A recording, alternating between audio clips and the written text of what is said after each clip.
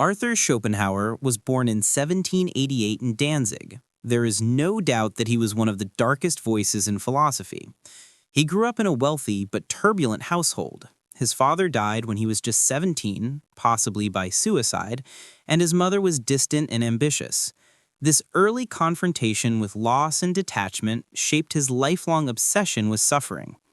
Schopenhauer believed human life is driven by what he called the will to live, a blind force pushing us into endless desires. The tragedy, he argued, is that satisfying one desire only breeds another. Life, in his eyes, was not joy but a cycle of pain and boredom. He wrote it plainly: life swings like a pendulum between pain and distress. For Schopenhauer, non-existence was actually preferable to being born, making him one of the earliest voices of what we now call antinatalism. He thought art, music, and compassion could briefly soothe suffering, but the only real escape was to deny the will, to stop reproducing, withdraw from cravings, and ultimately let humanity fade away. While ignored during much of his life, his writings later inspired figures as diverse as Friedrich Nietzsche, Sigmund Freud, Richard Wagner, and even Albert Einstein, who admired his insights on perception and reality. Today, psychologists and philosophers still cite him as a key precursor to modern pessimism and debates about whether bringing new people into this painful world is ethical. Schopenhauer's legacy is stark but unforgettable.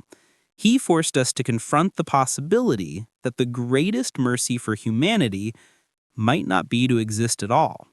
Philipp Mainländer, born in Germany in 1841, was one of philosophy's most haunting figures. A quiet man by nature, he trained as a businessman, served in the military, and later turned his attention almost entirely to metaphysics. His life was not long, only 34 years, but in that time, he wrote one of the most radical works of pessimism, The Philosophy of Redemption. Influenced by Schopenhauer, Mainländer believed the deepest truth of reality is not creation, but death. He described existence as a mistake born from a single dying God whose fragments scattered into the universe. Every living thing, he argued, carries within it the drive not to thrive, but to return to nothing. For him, the so-called will to live wasn't a hopeful force. It was a cosmic illusion pulling us toward exhaustion. Mainländer believed humanity's ultimate salvation would be extinction, the quiet end of the species through the slow denial of reproduction and desire. In his eyes, redemption meant release, not in heaven, but in universal silence. Tragically, Mainländer lived his own philosophy to its darkest end. Just after completing his major work in 1876, he took his own life. Yet his thought didn't disappear. Later, existentialists, nihilists, and antinihilists saw him as a purist, someone who tore away every illusion and showed what embracing the end really looks like. Mainlander's short, intense life left a heavy legacy, a philosophy that suggests humanity's highest act may be to vanish. Emil Cioran, born in rural Romania in 1911, became one of the most lyrical and despairing voices of the 20th century. Raised as the son of an Orthodox priest, he was steeped in religion but quickly turned against it, calling faith a cruel trick. By his 20s, he was already writing works with titles like On the Heights of Despair. Cioran argued that existence itself was a cosmic mistake. Unlike Schopenhauer's heavy system or Nietzsche's grand drama, his writing was fragmentary, poetic, almost like personal confessionals of despair. He believed consciousness was our curse, that knowing we exist makes life unbearable. For Cioran, the only true wisdom was to embrace nothingness and not cling to illusions of progress, meaning, or divine design. His aphorisms cut straight to the bone. One of his most cited lines: "It is not worth the bother of killing yourself, since you always kill yourself too late." That encapsulates his view that life is inherently a slow torment without real escape. Ironically, his books on futility brought him international fame in France, where he lived most of his adult life. Instead of solutions, readers found an almost soothing honesty. His impact continues with students of philosophy, literature, and nihilism today. Cioran didn't just argue against life's value, he wrote as if we were ghosts already, fumbling in a world built on mistake.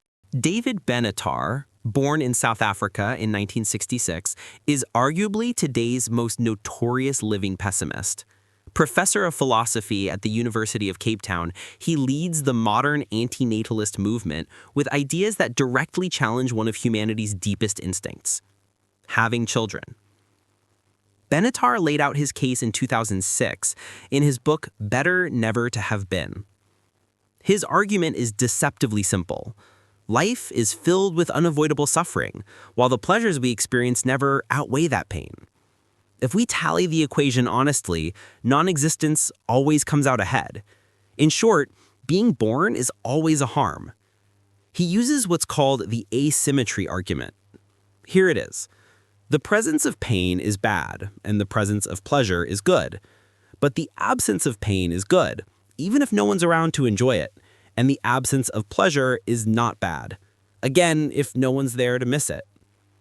From this, he concludes that bringing someone into existence always exposes them to guaranteed harm, while not creating them harms no one. These ideas place Benatar at the heart of fierce debates about ethics, population, and the environment. Critics attack his logic as cold or unrealistic, but he remains steadfast, urging compassion through restraint, ending suffering by not creating more people to endure it.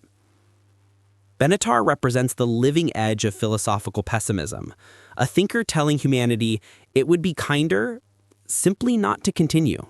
Jacques Derrida, born in French Algeria in 1930, was one of the most controversial philosophers of the late 20th century. He's best known for founding deconstruction, a method of reading texts that exposed hidden biases in the way we see truth and meaning. His work targeted not only language, but also how humanity positions itself at the center of everything. Derrida often questioned the hierarchy that puts humans above animals, above the environment, above the rest of existence. He saw the superiority as arbitrary, just another construct. In his later writings on ecology and ethics, he suggested that the disappearance of human privilege and even humanity itself might not be such a tragedy for the planet. To Derrida, our entire worldview is built on fragile opposites: man versus animal, culture versus nature, life versus death. By deconstructing these, he exposed just how shaky human centrality really is. And if that center collapses, then maybe so does our assumed importance. Critics accused him of undermining rational thought itself. Admirers saw something liberating, a way of thinking that dissolves illusions of mastery and makes us confront our own limits. Derrida's legacy remains fiercely debated, but he left one chilling possibility on the table: that the end of humankind isn't the end of meaning, just the end of one illusion that we mattered most. John Zerzan, born in 1943 in Oregon, is one of the most radical voices in today's philosophy of civilization. Influenced by anarchism, postmodernism, and environmental critique, he became the leading figure of anarcho-primitivism, a movement that challenges the very foundations of industrial society. Zerzan argues that nearly everything we see as progress has actually enslaved us. Agriculture, for example, didn't free humanity but locked us into hierarchy, overpopulation, and environmental collapse. Technology, he says, isolates us and destroys our bond with the natural world. For him, the story of civilization is simply, the more we advance, the more we suffer. While he doesn't call for immediate extinction, Zerzan often points to industrial humanity's collapse as both inevitable and ultimately desirable. In lectures, books, and radio appearances, he envisions a return to pre-civilized, small-scale ways of living, without mass production, rigid structures, or the ecological destruction we see now. His critics argue this vision is impractical or even dangerous. Supporters see him as prophetic, a voice telling us that real freedom begins only when industrial humanity, as we know it, is gone. Zerzan's ideas resonate most during crises, climate disasters, pandemics, or blackouts, moments that prove how fragile civilization is. His philosophy carries a stark reminder. One day, the collapse we fear may be the only thing that saves what's left of life. Peter Wessel Zapffe, born in Norway in 1899, was a mountaineer, lawyer, and philosopher who left behind one of the bleakest assessments of human life. A committed existentialist, Zapffe believed humanity was essentially an accident of evolution, a misstep that cursed us with far more consciousness than we can handle. In his 1933 essay, The Last Messiah, he argued that unlike animals, humans are burdened by awareness of death, meaninglessness, and suffering. This awareness, he said, overwhelms us.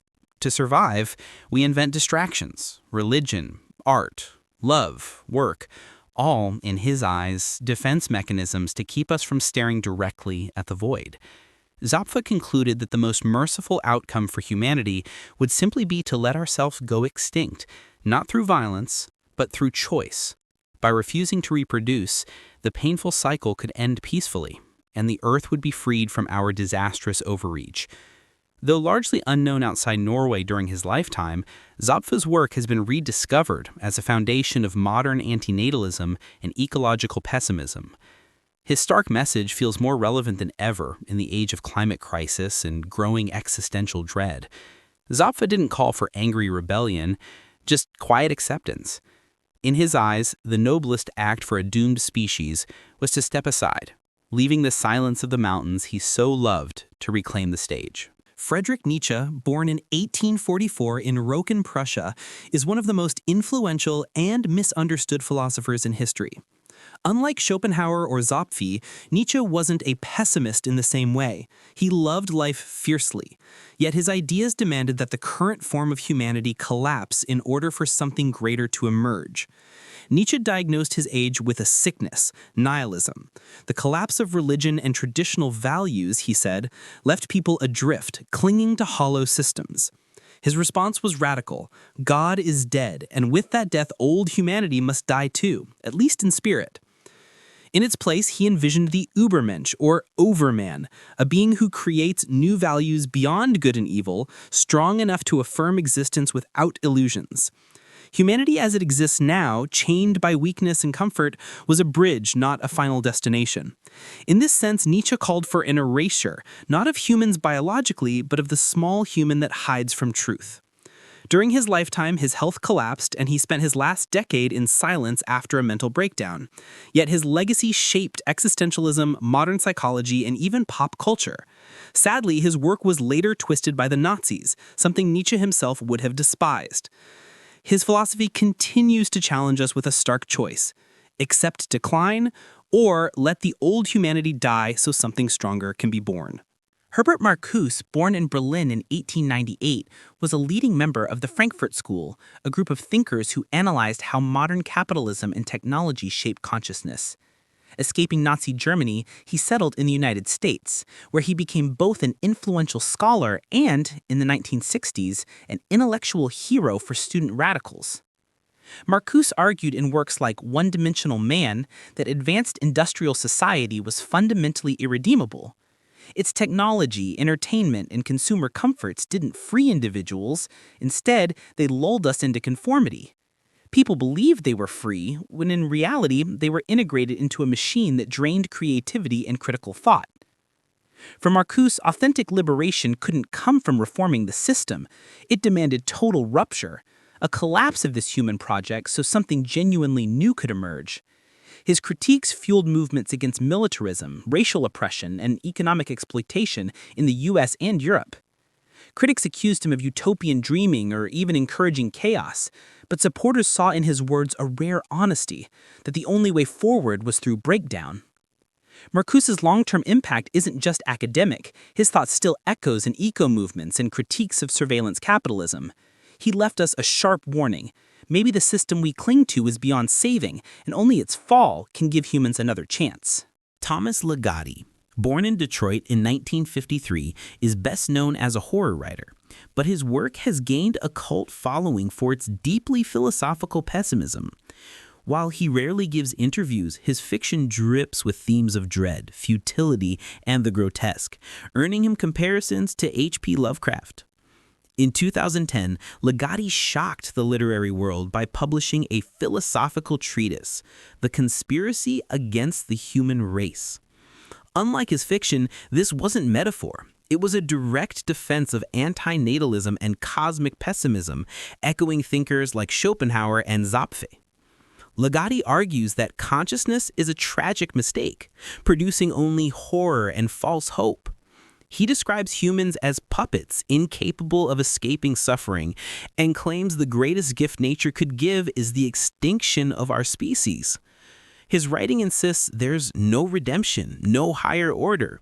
There is only awareness, and awareness is pain. Fans praise his work for stripping away illusions and confronting the darkest truths. Critics find it too bleak to engage with. Yet, Ligotti has influenced philosophers, writers, and even TV shows like True Detective, where his thought helps shape entire story arcs. Ligotti blurs the line between horror and philosophy. For him, the real fear isn't supernatural monsters. It's the cold realization that existence itself is the true horror story.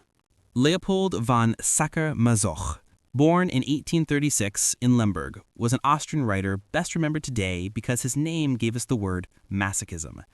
While his erotic fiction created notoriety, his broader cultural philosophy was far more bleak and less often discussed. Sacher-Masoch viewed humanity as inherently self-destructive. In his essays and stories, he described history not as progress, but as repetition, cycles of cruelty, domination, and collapse. For him, violence and submission weren't deviations from our nature, they were our nature. Civilization, he believed, was little more than a performance masking deep instincts to enslave and destroy each other.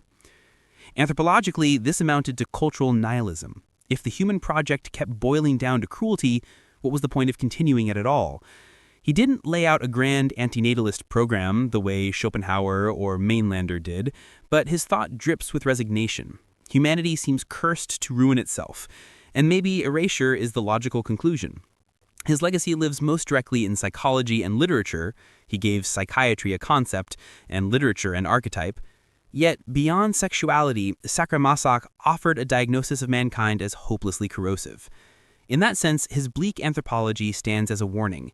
Maybe extinction isn't accidental, but simply the destiny built into who we are. Georg Wilhelm Friedrich Hegel, born in 1770 in Stuttgart, is famous for building one of philosophy's most complex systems, the dialectic of spirit, or Geist. He believed history itself is a rational process. Humanity, through conflict and contradiction, evolves toward absolute freedom and self-realization. For Hegel, every stage of history, ancient empires, Christianity, modern states, was a rung in spirit's ladder. Humanity wasn't the endpoint, but the vessel for something larger. In this sense, man was never the finished product, only a phase in an unfolding cosmic story. Hegel himself didn't preach extinction, but later interpreters, from Marxists to futurists, seized on his method to argue that humanity as we know it must give way, either to a classless society, to a technological transcendence, or to some post-human future. If spirit is destined to surpass its current form, then humankind dissolves into that movement. His thought influenced everything from revolutions to fascism, existentialism to transhumanism. Some call him philosophy's architect of modernity, others a prophet of systems too vast for individuals to matter. Hegel leaves us with a strange ambiguity. Humanity exists not for itself, but to be surpassed. Whether that surpassing means liberation or disappearance, his vision suggests our real fate is to vanish inside the march of history. Jean Baudrillard, born in 1929 in France, became one of the most provocative postmodern thinkers of the 20th century. He argued that modern culture had entered a strange new phase. Reality itself was dissolving into simulation. For Baudrillard, our world of advertising, media, and digital images no longer reflects reality. It replaces it. This state he called hyperreality. In hyperreality, we mistake signs and symbols for reality itself until the boundary between truth and illusion disappears. Disneyland, celebrity culture, social media. He said these are examples where the copy becomes more real than the original. And what does this mean for humanity? Baudrillard said we have already vanished into hyperreality. Human presence has become simulated, mediated, emptied of substance.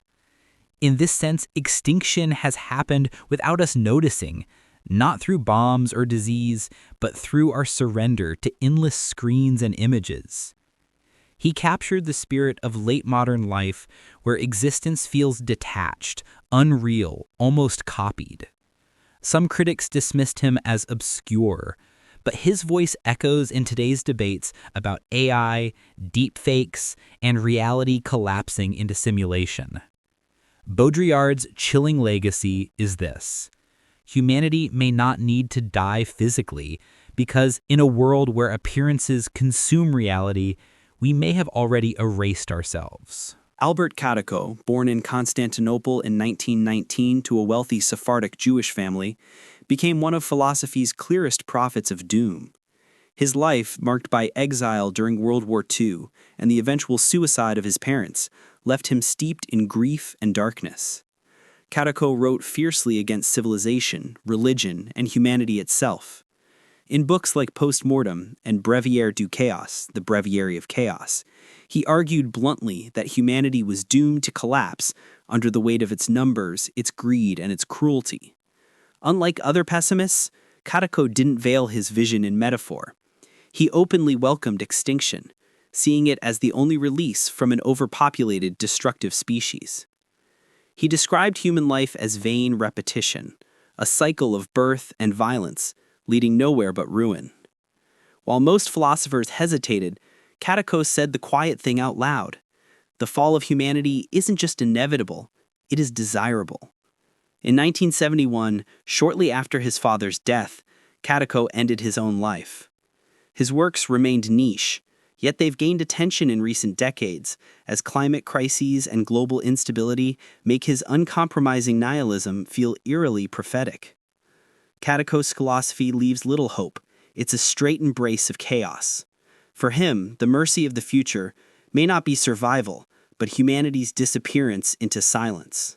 Agis Stinas, born in Greece in 1900, was a radical Marxist thinker and revolutionary whose life unspooled against the storms of the 20th century.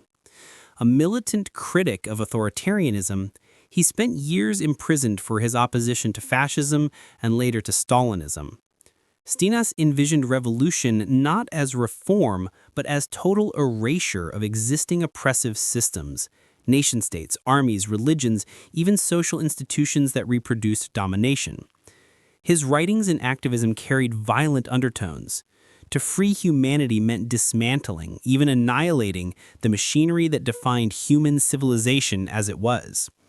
For Stinas, extinction meant more than the end of governments. It implied the death of the corrupted human project itself, burned away to create revolutionary purity. Unlike Schopenhauer or Zapffe, who framed extinction as cosmic mercy, Stinas tied it to politics. Humanity had so betrayed itself through power structures that only destruction cleared the path for something new. Though not widely read outside radical circles, Stinas left a mark on European leftist thought. His vision resonates with the apocalyptic edge of revolutionary politics, where change is achieved not by gradual struggle, but by erasure and rebirth.